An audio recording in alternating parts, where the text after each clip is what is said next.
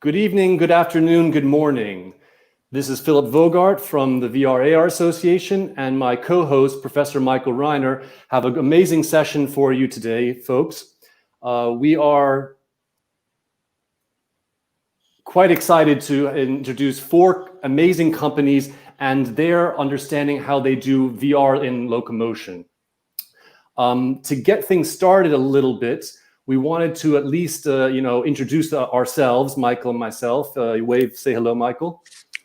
Hello, Michael. And why don't you just say a little bit more about yourself and where you come from and how we connected and how this all got started? Sure, thanks, Philip. Well, the thing started because of the VR AR Association, where I became member and a little bit started here in Austria with the chapter. Basically, myself, I'm from the University of Applied Sciences, where I'm working with VR for more than 10 years. And we're dealing around with 3D modeling and scanners, and especially do kind of stuff for museums here. Yeah, I mean, I almost got the chance to come visit you about just over a year ago when I was down in Vienna. I was going to take a trip up to visit you, but it still hasn't quite worked out where we met in person. So it's all been a virtual relationship so far. I myself, I brought on Michael as a member, and I've been looking after the association here in Germany, Austria, and Switzerland for the last year now. But my personally background, I've been into VR for at least 15 years. I did my graduate degree in it in London in architecture. So my interests vary everything from game design to architectural visualization, and actually now a little bit of education. So I've been here at the school in Hamburg, Germany, at the Miami Ad School Europe, teaching students about immersive technologies.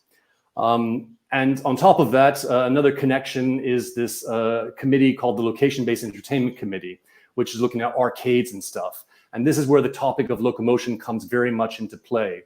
And when we talk about locomotion in VR, we think generally about 2 things. We think about teleportation, and we think about free locomotion. So we've got these, contained spaces that we are in these virtual realms. And how do you get from one place to another? Well, the GIF on the right is basically, a take on free locomotion. So instead of using your thumb pads, you actually are using your whole gestures for gesture-based locomotion to move you through space. But, as Michael will say, we've got many, many different solutions out there. And the funny part is that there are some kind of very, very interesting things where the people were thinking very intensely how to overcome the problem of moving in VR. Like flying like a dove, or walking with shoes with kind of rollerblades, or really having the problem of not only single player but multiple players, like shared spaces or single spaces, or even kind of funny ideas how to overcome the problem of taking stairs and getting the most immersion out of it here.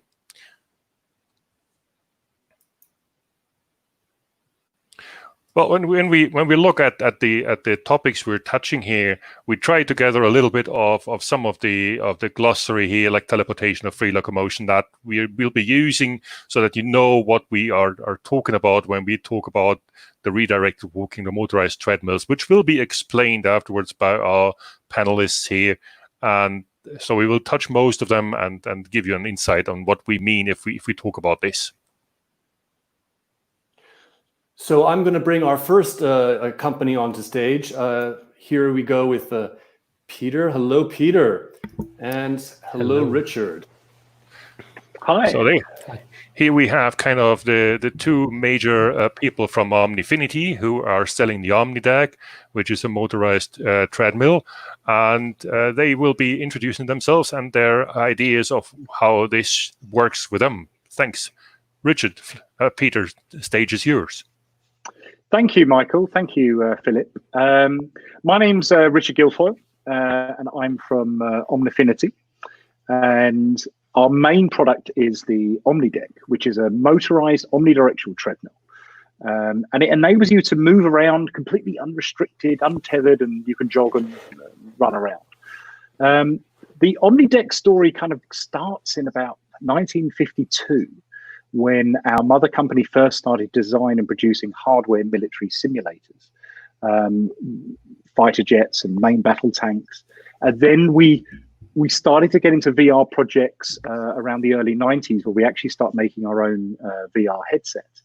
And then from that, we came from this idea of making simulated vehicles and then trying to make a simulator for a human. And that's where the OmniDeck kind of came from.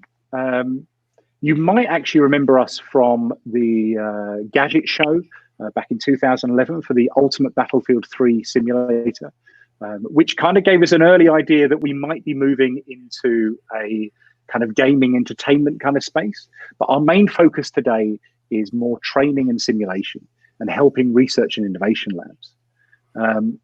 Currently, some really interesting projects is we are helping firefighters train in tunnels, which in real life is an absolute bureaucratic nightmare because you can't just close down a train tunnel. So it's a perfect user case for VR.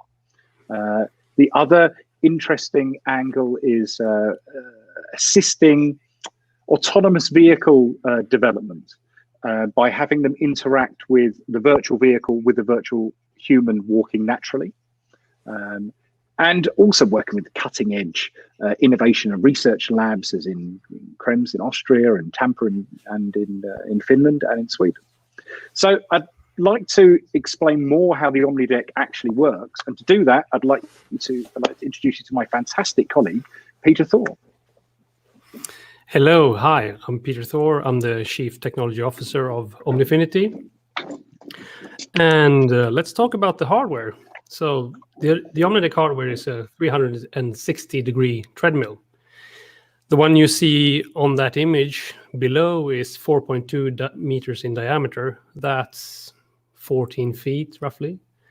So it consists of 16 individually controllable sections. Each are equipped with a motor and a drive mechanism. And the main purpose of the OmniDeck is to keep the user on the OmniDeck at all times by gently pushing the user back to the center. So we use the HTC Vive tracking system, and we continuously track the position of the headset and the controllers. And now, since we know the user's position, our software can track where and how fast the user is moving around. And with this information, we control the speed of the treadmill itself and the speed of the avatar in the simulation. And we can look at a few examples like moving forward, going around a corner. If we take the next slide, for example, you're going to see some schematics.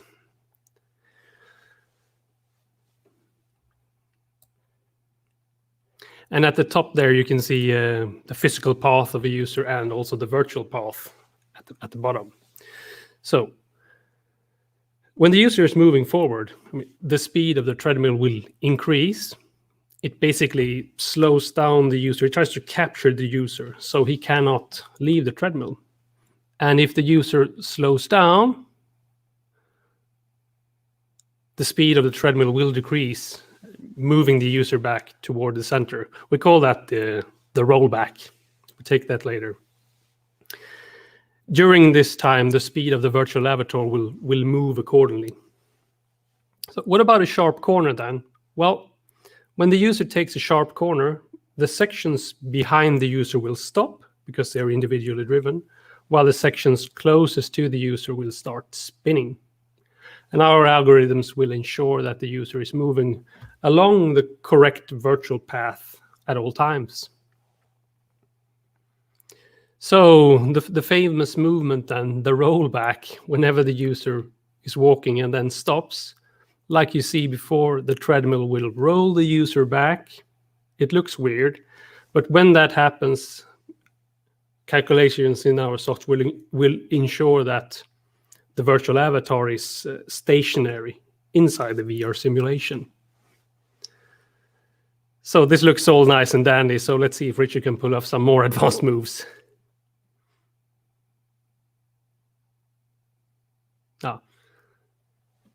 So we have an API with the major game engines and several other simulation software. So please visit our homepage and get in touch with us if you have any special inquiries. Thank you. Richard, you're just an amazing dancer. But I gotta ask, Peter, I can't hear what's going on with Richard's all the way standing over there. Are we talking about like it's noisy? I mean, when I'm walking, can I, or when I'm in VR, do I need headsets, or does it just kind of get used to it kind of thing? Nah, when you have the headset on and you have the headphones on, you're so immersed in that experience. You are being impacted by the visual cues and the audio cues. So you're so inside that, so you don't think about any noise outside. So the system here, for example, that you're seeing, that's installed in an office. It's an open office building. And when you're standing around the treadmill, you can have a normal conversation under normal conditions. So users users really tend to not notice the sound, and they forget about the So it's not as loud as a coffee grinder or something. No, it's not as loud as a coffee grinder, unless you rev it up. Okay, guys. Well, thanks a lot for presenting quickly your solution. I'm gonna kick you guys off stage and bring on our next company. Oh, sorry, not you, Michael. I'm gonna get rid of Peter here. So introducing Hannah and Aika. These guys are from Curvature Games. I know them because I know Aika. He lives around the corner. He graduated recently with a PhD in VR, and he's one of my local heroes. And he's just started his own new company. So I would like to very much to introduce Hannah and Aika to the stage. Thank you so much for joining. Yeah. Hi. Thank you, Phillip. It was a nice introduction. I'm Aika from Curvature Games, and we're a very young company, just established beginning of this year. And we develop VR games for location-based as well as home as entertainment. And the special thing about our games is the locomotion technique that we used, which is called redirected walking. And this is a technique that tries to guide the user on a different path in the real world than he's experiencing or perceiving in the virtual world. And we worked on this technology already in the last 5 years in a research project at the University of Hamburg. And now we did the spin-off and starting to use the technology for content and applications. Could you please next slide. Thank you. I'm one of the 3 co-founders of this company, and I was a research associate at the University of Hamburg in the last 5 years and doing my PhD on this topic of redirected walking. Before, I already worked as a programmer in the games industry and studied computer science. And with me is my co-founder, Hannah. Yeah, hi, my name is Hannah Paulmann. At Rocket Games, I'm responsible for 3D art and project management. And before, I worked at Rocket Studios and also done a VR game called Elevator to the Moon that also came out on several different VR platforms. Yeah, and now we're going to show how our technique works in practice. And this is a tech demo that we showed last year at the SIGGRAPH in LA that uses several different redirection techniques. So here, for example, you see that the user has to do a task, and while he's doing this, the whole virtual environment is turned around him, and he does not even notice that the world rotates around him. But after he's done with his task, he can explore a part of the virtual world that was not in the walkable area of the tracking space before. So now he can continue to explore this. And the second technique that we use is rotating while he's walking. So you see how the world is rotating to the left, and also puts areas into the tracking space that were not in the tracking space before. Yeah, this is just short introduction in how our technique works, and if you're interested in it and have more questions, so yeah, please ask us. Thanks, Ike. That's pretty cool. But how much redirection can the brain actually take before noticing that it's tricked? Well, because all of us want to have the Star Trek holodeck experience, and this will be a crucial part, because if the brain notices it's tricked, the immersion goes down. Yeah. This was one of the main part of my research, to measure such detection thresholds. And well, it depends on different things, but under normal circumstances, it's possible to have a 5 degree per meter, a redirection of 5 degree per meter. And it can be even more when you have, for example, already curved virtual paths.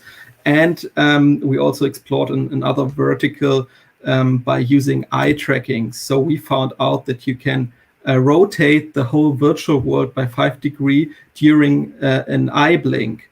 Wow. And this is pretty good, because this goes on top on the already applied redirection. And you blink 10 to 20 times per minute. So this adds a lot possibilities here. Pretty cool. Thanks very much. So what we will do is we will most probably now switch to the next company, which is InfiniteX. And we have George and Mike here from InfiniteX. Most of us will probably know or notice the InfiniteX because of the famous movie Ready Player One. And now I would give the floor to George and Michael. The stage is yours. Thank you. Great. Thank you. As you said, my name is George Berger. I'm the designer of the InfiniteX, and I first came up with it about 11 years ago when I was watching my son play Call of Duty. I think it'd be great if he could actually, be in the movie. That's when I found out that I needed an omnidirectional treadmill, and they don't really exist. So I spent the next 6 months designing it, and a couple of years making the first prototype.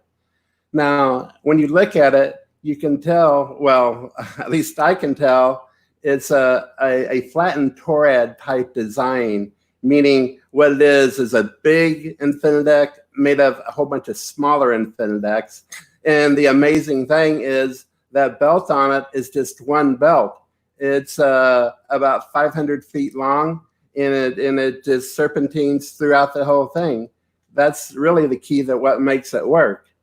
We have an X motor for X, a Y motor for Y, of course. And the control system has been interesting. It's been a challenge. Right now, one of the main ways we're doing it is with a tracker, a Vive tracker on the person. However, we have another method where we have an overhead hooked to the person, which can tell where you are. And we have some other methods I really don't want to talk too much about. Anyway, another interesting thing is for 20 years, I'd been the director of new product development for Louisville Slugger. And my job was to design baseball bats. And the thing is, I don't really like baseball that much, but what I do like is designing things. And so this InfiniteX really met the challenge. It's really been quite an interesting journey designing it. Anyway, Michael? I'd be happy to speak, George. Thank you. I'm Michael Ward. I'm the Chief Strategy Officer for InfiniteX. Peter, Michael, or Phillip, if you all could just advance it to slide 15, which is George's background and mine. It's pretty easy to see with a quick review of my background that I'm the least technically knowledgeable person on this panel. But in 30 years as a venture capitalist and as a management consultant, I've become a pretty good opportunity finder. Last spring, I had a call with a tech company executive, and we'd gotten over the main part of the agenda, and he asked me, did I know that there was a VR-focused company, arguably the best at enabling VR mobility, and that it was only 25 miles from our house? And I said I had no idea. He then said, well, the company's name was InfiniteX, and suggested that I might want to give them a visit. So that very next week, I got on the InfiniteX and walked through a virtual maze. I became fully immersed in a world I know nothing about. And, that was a year ago. And so a couple of things happened. I got to know George and Ben Freeman, the company's COO, a little bit better. And then I turned to my investment colleagues, and we were all blown away. It was the first time in our history where all of us went to visit a potential investment. So we drank the Kool-Aid. We became all really excited about InfiniteX. Well, that was about 6 months ago since we made our investment, and I joined the company as one of the company leadership team members.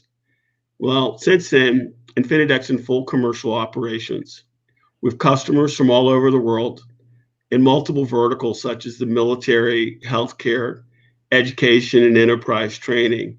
And what's a little unusual about a company that's still fairly young like InfiniteX is, the type of client base that it has.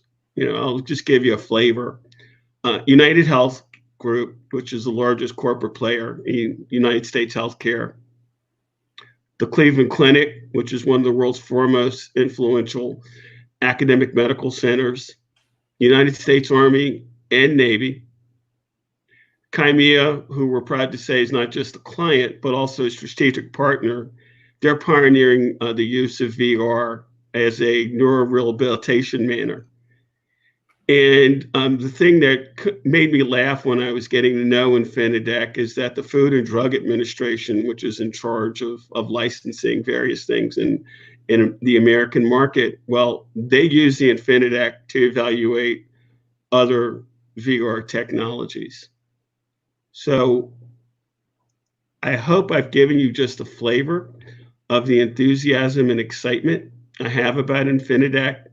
I would encourage any of you to visit us at InfiniteX.com, and we would love to know more about what you're doing and what your enterprise is about, and exploring ways that InfiniteX might be able to help you and yours. Thank you. Philip and Michael, if you have questions for George or for me. Yeah, please. just a quick follow-up question to the presentation, only because, everyone knows that from the Ready Player One. George, you got to tell me, you think it's too fantastical, the ideas that are presented in the movie and in the book? Or does it just play to our pop culture sensibilities? Just your take on it. From designing baseball bats to designing the future.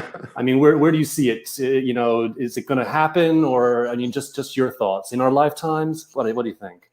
Well, no, I think it's definitely going to happen. Obviously, the movie, it's Hollywood, so they made some pretty outrageous things that definitely won't happen. But using the virtual world like the Oasis will be so great. There's so many benefits to it, from getting rid of so many cars and airplanes to letting people live wherever they want to, especially with Starlink. But a big thing will be the virtual schools, like Wade was in. Jeremy Bailenson wrote a book called Infinite Universe, and in it he really describes how much better the schools could be, how many more Einsteins we'll be able to find when everyone has a chance. So yeah, it can't come soon enough for me. I agree. I've been waiting for it for already 15 years now. Okay, gents, thanks so much. I'm going to kick you out now and bring on our final presentation, Virtualware. We have representatives. We not only have the co-founder, but we also have the chief marketing officer on board. So Virtualware is also part of the VR AR Association. I've known David, seen them in Vancouver back in November. These guys have been around since the early noughties. So they know what it takes to build out a virtual reality company globally. And I'm really excited to hear what they're going to talk about in terms of the optical tracking side of things. Thanks, guys. Okay, thanks, Philip, for having us here. Well, let's start out, introducing the company, Virtualware. We are a pioneering VR company. Well, Sergio and two more colleagues established the company in 2004, almost 16 years ago.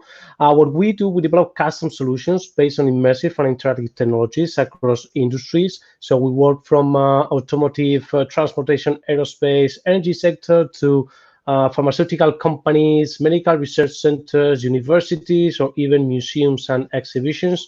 We are 60 passionate people working in virtual world. We are based in Spain, in the north of Spain, although we have delegations in North America, in Toronto and Mexico as well. And last year we launched a product, our approach, VR Virtual World Immersive Room. And later I will talk to you more about that and about the tracking technology. But right now, let's introduce ourselves.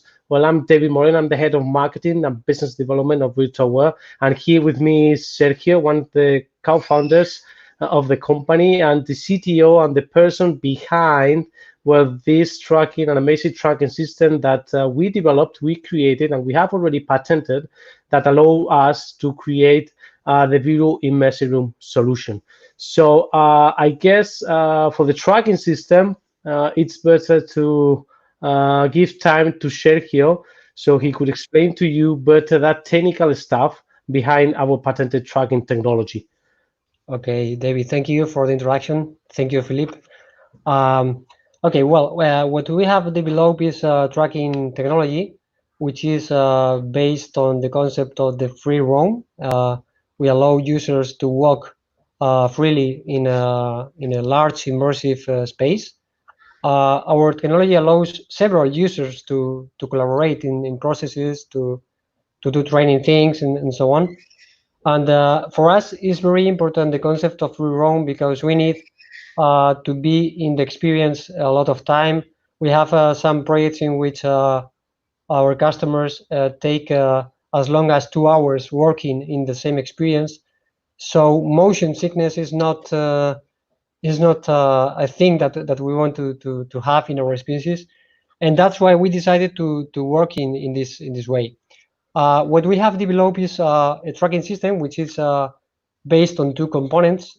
This thing that we have here is the tracking unit itself, which can be set on top of HMDs, but also can be set on top of things that we need to be tracked in the tracking space. Imagine that you have some industrial stuff, a console or a toolbox or something that you need to be tracked. You can set this tracker on top of that, and the thing is going to be tracked also. The other thing that we need is some ceiling panels, which are just these electronics boards, which has several LED lighting in several spectrums. It uses the visible spectrum, those blue LEDs that are seen in the slide, but also has a lot of infrared lighting, which allows us to codify a unique identifier for each one of these panels. So we can set up a lot of units like this, and we have that's why we have a great benefit among other technologies, because we don't have any constraint in the size of the room that we can get. We can do the space as large as the installation you have is. So that's one benefit. Other benefit that we have is that as the tracking is done in the user side, each user does its own tracking in its backpack. In this case, we use backpacks to render and to make the tracking. The problem, the complexity of the problem remains constant independently of the number of users. So we can have a lot of users collaborating in the same experience. Furthermore, we have developed a lot of tooling of toolboxes and necessary to deploy contents in our solution. That's called Bairu, which is the software platform. And Immerso is the name that we use for the tracking system. So that's more or less. I don't know if you have any question about how this works optically and so on. We are looking forward. Perfect. Thanks very much. Well, if I got it right, you created a workforce training for Hitachi in a large-scale room. using the real replicas for the haptics, which are still a problem in VR. Were the participants out of this and using your tracking device better trained due to muscle memory practicing or not? What do you think? Of course, initially, in fact, we thought it wasn't so important, and we were very focused on graphics and sounds and the common stuff in virtual reality.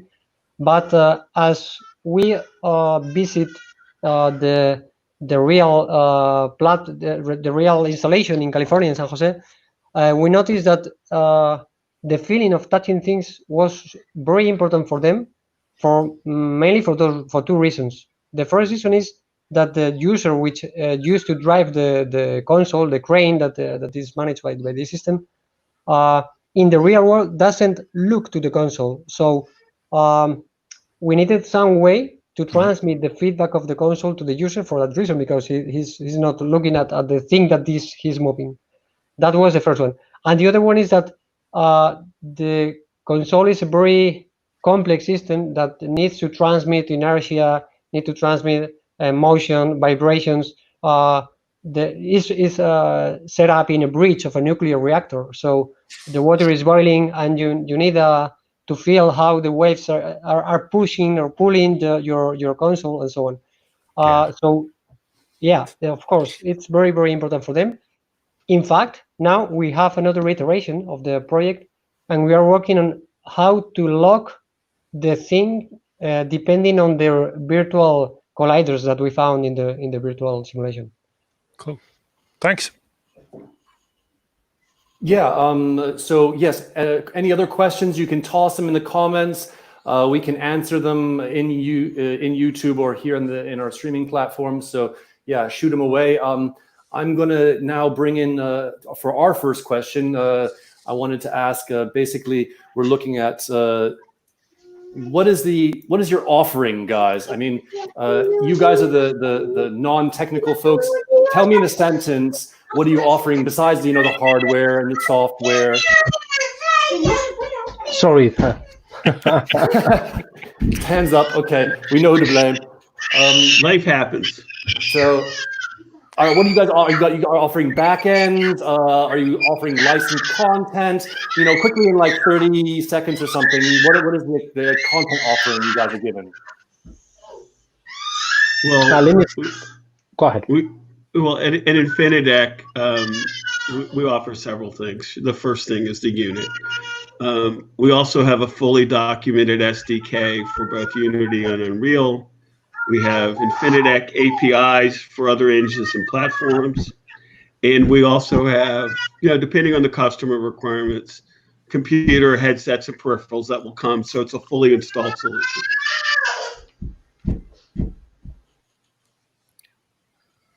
Go for it, Hannah.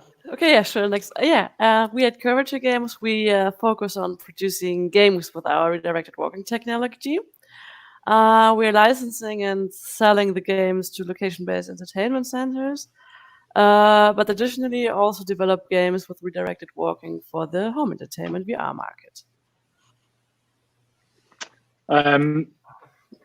Well, we started out trying to sell just the piece of technology, but that's quite a hard thing to do. So with all our experience in simulators, we've ended up kind of selling it as a system. And as most of our kind of customers, they start by saying, oh, we're interested in an omnidirectional treadmill. And by the end of a 2-hour conversation, we're ending up building their entire lab for them. But on an integration level, yes, we have the main game engines as Unity and Unreal available on our GitHub.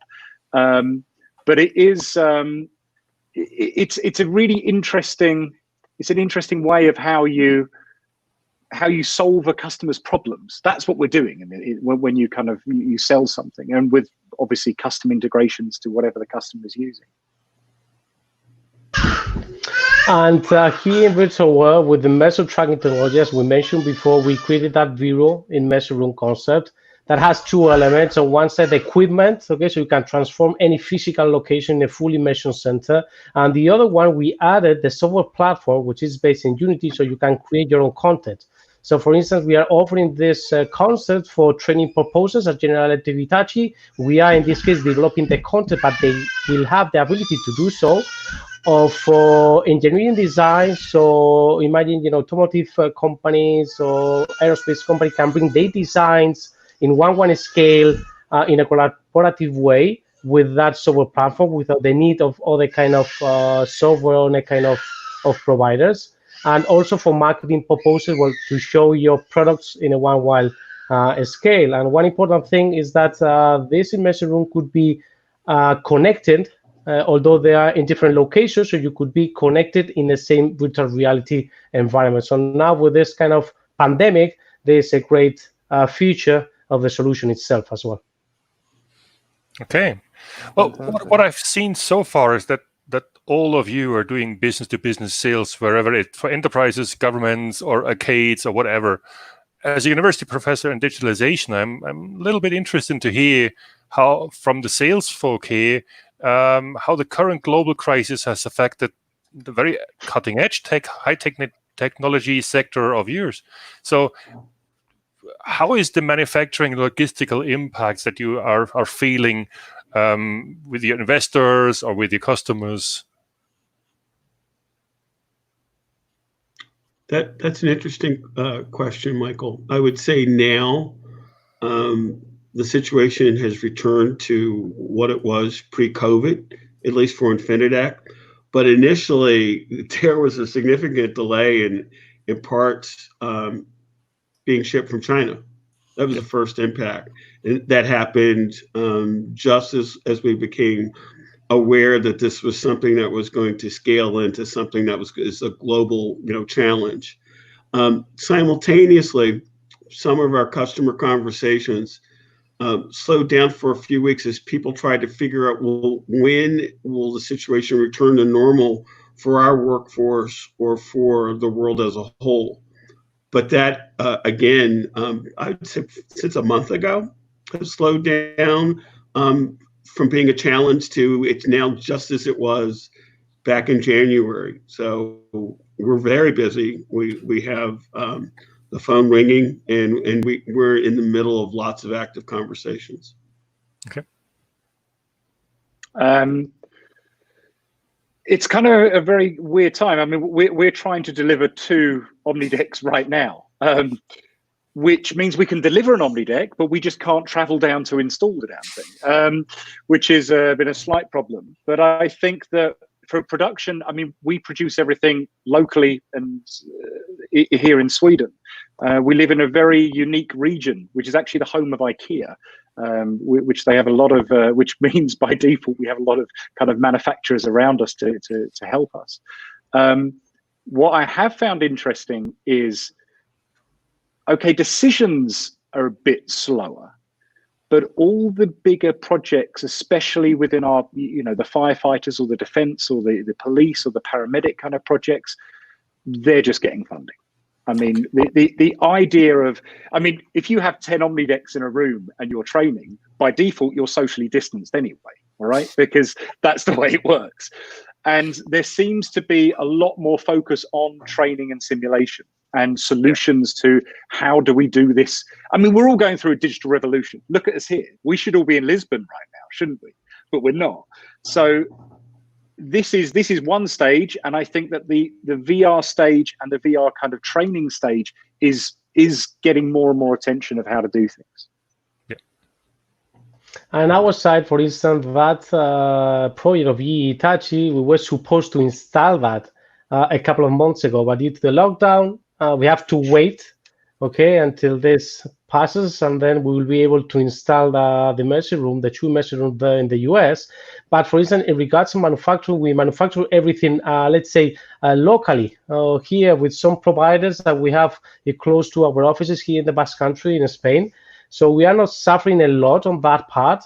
But for instance, right now, the headsets, Oculus is selling a lot, and maybe they are having kind of problems in manufacturing the headsets, and that in the short term can affect us. That's why we have also integrated other kind of headsets with our tracking technology, so we do not only depend on Oculus. And actually, we did with HP Reverb version 1, we will do with HP Reverb G2 right now. So it's to have more availability if this happens again or continues in the future.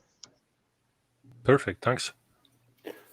Okay, well, I'm going to kick you guys out and bring on Hannah back onto the stage, because my first question is more design related and not business related. Sorry, Michael. Hannah, as a 3D artist, you've been working on 3DOF, 6DOF. You've got a lot of experience in the last, the first time I think we met was at a VR developer meetup, 4 or 5 years ago when you were just getting involved with Rocat. Now that you're involved with Aika and this whole redirected walking business, and you have the opportunity to basically start creating infinite spaces, how is that to kind of change your design process as an environmental artist? Is it, I don't know, is it more explorative, the way you need to design for redirected walking? Maybe a little bit of hints into your design process would be great. Yeah, well, interesting question, because well, when you think of like redirected walking, the first thing that comes to your head is, hey, okay, I can walk natural and freely into VR in any direction without any restrictions. And this is how it should feel to you. But while developing, you will have some restrictions to achieve this feeling. And first of all, our redirected walking technique works best when we can guide the walking path of the player, like an environment with hallways or natural fences that create paths that is optimal for us for doing the redirection. And secondly, redirected walking suits best for slow-paced games that show off when walking small to medium distances, slowly while exploring the environment, instead of fast movement and fast gameplay that involves redirection techniques to cross huge areas in VR. This is something you always have to keep in mind while also thinking about the gameplay of your game. And that finally, this is also more generally speaking, most players when playing a game don't want to walk 5 kilometers to the next interaction or the next puzzle. They most likely want to like walk a bit or a tiny bit. And as we see this, you can see like redirected walking technology more as a way to have a natural position change from one interaction area to the next interaction area. And this is also how you think of when designing games. And quickly, are you building like a puzzle game at the minute? Can you give us any little? Can you drop any teasers on us tonight? Yeah, it's more puzzle related to what we're doing right now. Yes. Okay. Puzzle and exploring. Great. Well, thank you so much. I'm going to bring on Sergio onto the stage now. Yeah. Michael, you had something you wanted to ask. Yeah, that's something I wondered, Sergio. As you're using VR for workforce training as well for exhibitions, how much space is the minimum that you need for good immersion on a single space user setup? And on the other hand, do multiple users add to the complexity of tracking movement in a co-located shared space environment? Because that's the ideal setup for you, I guess. Okay, so we have two questions. To the first one, we usually try to work with at least 10 square meters per user. Okay. So in both cases, in individual case, but also in the multi-user, multiplayer cases. For instance, if we want to set up a place for players, we need at least between 40, 50 meters, 50 square meters.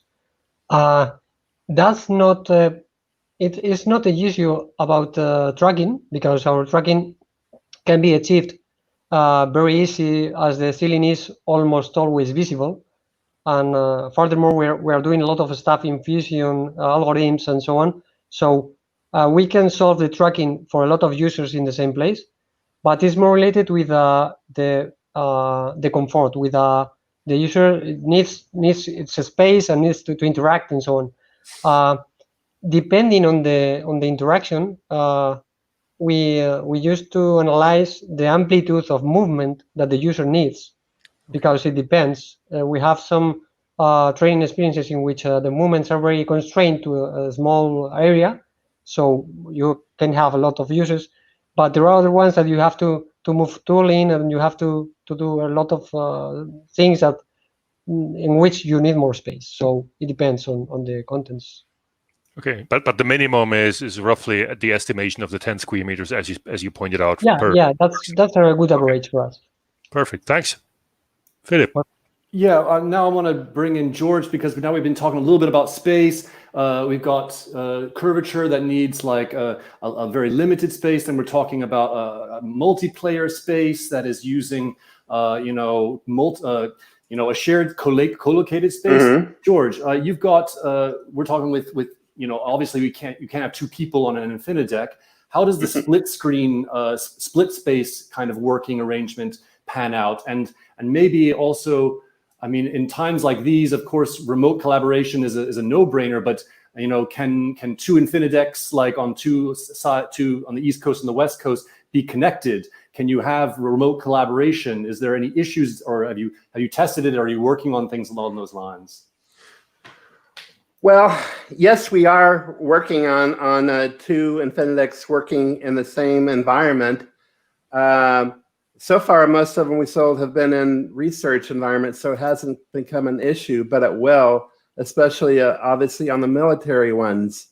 One of the best uses for it, I think, will be multiple people being on it. We talked about, having two friends jog while one's on the East Coast and one's on the West Coast, or multiple people getting into one global-sized game. So I think barring latency, which the Skylink hopefully will make that go away to the most part, the social aspects of multiple InfiniteX working together will be the predominant way people want to use them.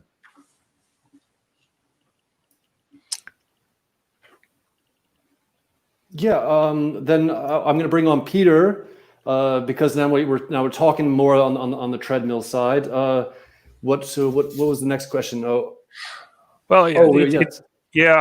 wanted to point out. Well, if we're talking about movement in VR, we have to talk about cyber sickness and motion sickness, because that's one of the big issues that people have if they're using VR, and especially this is a very big no-go for training if the people are feeling sick or dizzy after a short while in the app and they have to take the glasses off. So how do you deal with that with your devices, or do you address this problem purely by hardware, or also by software? What's your solution here? Should I start? Go ahead. Yeah, so my audio is on. So, well, I mean, besides the very important developments with having a high frame rates of displays and low latency and sub-millimeter 6 degree of tracking, I mean, which is really, really important. On our devices, it's really important that the user's physical and virtual movements are synchronized whenever the user is walking around. So it's a combination of hardware and software. So you can't separate them because they work together. So on our device, it is your body that is actually your feet that are producing the main part of the locomotion. And we really find that it's really important that there is a distinct difference between where you are looking and where you're actually moving, just as it is in real life. So therefore, on our device, virtual movement is not tied to a hand controller, because for many users, that can lead to motion sickness. Yeah. So also, we do not allow any sudden changes in the actual movement, like a digital signal going forward very fast, like with a keyboard and mouse, because our device is an analog device. So when you move slowly forward, and then the treadmill slows you down and captures you, then the virtual speed takes over, basically. Okay. If you don't have a treadmill, it's really interesting. If you have the R swinger technique, for example, you are exerting physically, and you are moving physically. So you see that you're moving, and you're also feeling that you're moving, and that's a key for our device as well. You are actually moving somewhere, and you are seeing that you're moving somewhere because you have an optical flow, and that's a success factor for our treadmill. George, how is it with you? Yeah. Well, on ours, first we did have the problem in the on the InfiniteX. When you walk, many times you're a foot, you're off the center. When you stop walking, your body's going to move back, 10, 20 centimeters or so, which the mind really doesn't like that.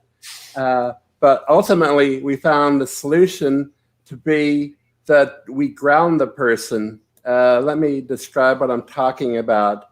Right now, we have one with a hoop around you. And in the virtual world, the person can see a shadow of that hoop. Okay. So when he walks, he knows right where the hoop is. And he, if he wants to, he can grab it. He knows where it is in the virtual world. But the key thing is, it wouldn't matter if the hoop was really there. If we put a virtual hoop there and the person knows that that hoop is grounded to reality, that does it. We've had people who are pretty susceptible have very little problems afterwards. It doesn't really have to be a hoop. It has to be something there that the person knows is not moving in the real world. Cool. Thanks. Phillip. Okay, well, then I'm going to chuck you guys off stage quickly. And I want to bring on Aika again, because the kind of last question I want to bring on is something very close to my heart. So basically, Aika, what I want to discuss with you is standalone devices. All the things we've been talking about up to now is tethered devices.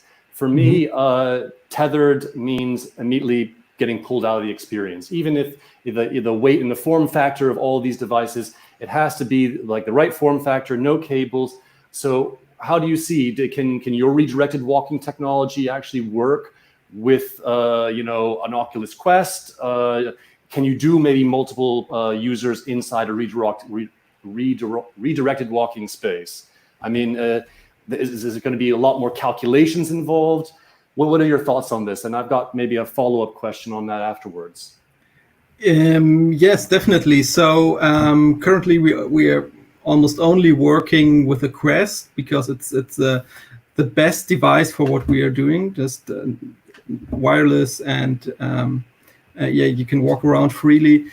And we're also working like the project we're working now is a multiplayer game. So we're doing redirected walking with 2 players in the same tracking space. They are co-located, so that's definitely possible. It does not make the game design easier, but yeah, it works. And we even have a concept for the next game where we have which is, you can call it massively multiplayer, where we have more than 10 players in the same tracking space. So this can work. And to your second question, we also did a demo with some tracked objects, where we had some like a sphere on a physical table in a room, and the user in this demo had the task to grab this sphere and carry it to a different virtual room where there was a second virtual table, and drop it on the second table. But actually in the real room, the user was guided back to the same physical table, and this was done by redirected walking. So we could reuse these tracked objects by using redirected walking, and this adds something to the experience. Fantastic. Well, I'm going to slowly begin to kind of wrap this whole panel up, but I'm going to bring everyone on stage to answer one question. So to Aika, you first.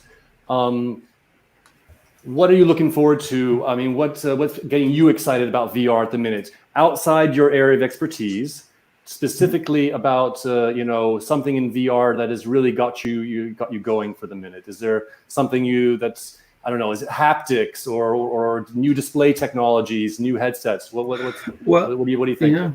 Well, actually, I think it's the content that I'm really excited about. So I think there will be a lot of great content in the future. We just had like Half-Life Alyx, which was amazing, and now there's more to come. Okay, now Michael, your turn. What are you looking forward to? I'm going to put the quote on to you now next. What do you think? What are you looking forward to? Well, I'm really looking for solutions for the idea of the smelling, because that's an important section which hasn't been really touched, and which might be a little bit tricky, because it is one of the things that you can't ignore. You can ignore light, you can ignore sound, but you can't ignore smells. It's an olfactory is an underrated bit of the puzzle for sure. Hannah, as part of Curvature, what are you looking forward to? I'm actually looking forward to full body tracking, getting more and more into home entertainment markets, because like the increase of immersion and the boost of interaction and possible game mechanics could be super overwhelming, as I think. Well, thank you so much for joining. Say goodbye, and we hope to see you all in Mozilla Hubs soon enough. Sergio, well, what do you say? What's on your mind? Okay, in our case, we are very focused on the enterprise, on the big companies, and they need ways to interact with their hands to get things, to touch things, and so on. So we are very interested in haptics, on exoskeletons, and so on, and everything that can be wear, but in a comfortable way, and with a small setup time, which is very needed. Have you tried to play around with the ultra haptics, or now Ultra Leap, the sound haptics thing? Have you tested that out? We have been working with a company from Netherlands, which has Sense Glove, I think is the name of the Sense Glove. I think, yeah. And I tried it in Amsterdam in the VRX, and I get it very impressive about the result, because you could touch things and feel the blocking your fingers and so on. So maybe it could be the next thing to integrate in our VR solution. Cool. Thank you very much. Okay, welcome. Okay, Infinity Boys, what do you say? Go on, Peter. Yeah, I'm really excited for more applications built around asymmetric gameplay. I mean, where more people can interact using different devices, AR headsets, VR headsets, mobile phones, from anywhere in the world. Cheaper, faster, more intense. Asynchronous gameplay, for sure. Asynchronous gameplay. I don't know. I mean, one of our customers has got an ectoskeleton that they use on the Omni deck, and it is the coolest thing that I've ever seen. And I just want to. I just so want the. I mean, I guess it's haptics, is what I'm trying to say, isn't it? But it's that whole ectoskeleton kind of that feel where that relation to, if something's picking up a 400 kilo stone outside, then it's translated to 60 kilos in my arm, and that kind of idea in VR and controlling things remotely. Super excited. Super excited. Thank you, guys. We'll see you later in Mozilla Hubs. And finally, but last but not least, George and Michael. Well, George has authored a white paper, which he calls Imagine. And inside of that white paper, there are just some fantastic ideas about what the future could be with respect to fully immersive VR. So, George, why don't you share an idea too? Oh, you caught me off guard. Everything from inhabiting avatars where you are on one side of the world, the avatar that you temporarily inhabit could be on the other side of the world. And so it's just like rent an avatar, right? Another one would be to actually put holodecks on the starship. So allow the astronauts to be able to run around all the place instead of being cooped up, inside of a little shell. God, there's a lot of them. Well, could I say something else? We obviously we're always interested in new and better forms of control systems, but we're also starting to work with a TV screen that would surround the deck and would allow the person to experience the virtual world without, messing up their hair or worried about or COVID or many other things why people would not want to put a head-mounted display on. yeah, that'll be exciting too. Yes, That's not definitely my problem. Oh, there you go. I mean, that's definitely mine. I'm so much looking forward to like volumetric videos, holograms, and potential of photonic displays. Yeah. Thank you guys so much. That's me. That's me and Michael. Thank you so much for joining this panel. We are super excited to have you with us, and we will be posting a link, or I think it's like one of these special premium access things, but we'll have a session hub link where you can actually go and see in real life the InfiniteX and the Infinity and like the square meters we're talking about. Have a little peek. In about 45 minutes, we'll be in Mozilla Hubs with everyone. Thank you so much, and have a lovely day, lovely evening. See you. Bye. Thanks.